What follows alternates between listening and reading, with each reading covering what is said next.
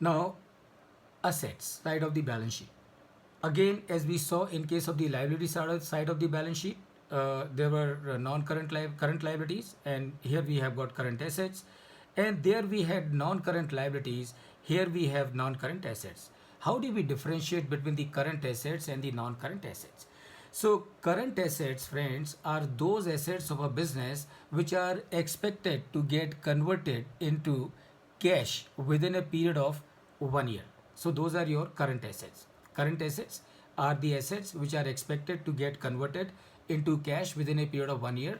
So, those are your current assets. So, for example, inventory is a current assets. Trade receivable, the goods that you have sold on credit to your customer still has to pay you, is a current asset. Cash and cash equivalent is a current asset. Short term loans and advances, so you give advance to your employees for travel or some personal reasons, so those are your short term loans and advances. You pay TDS, you pay advance tax, so those are all your short term loans and advances.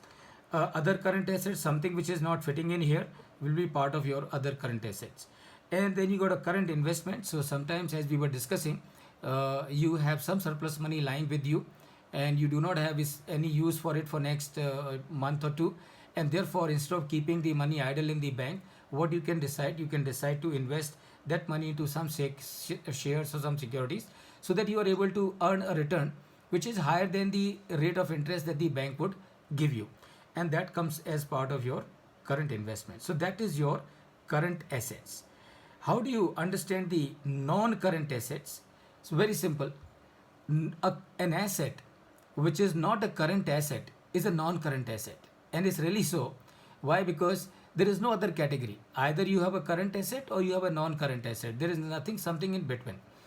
So non-current assets, current assets get converted into cash within a period of 1 year.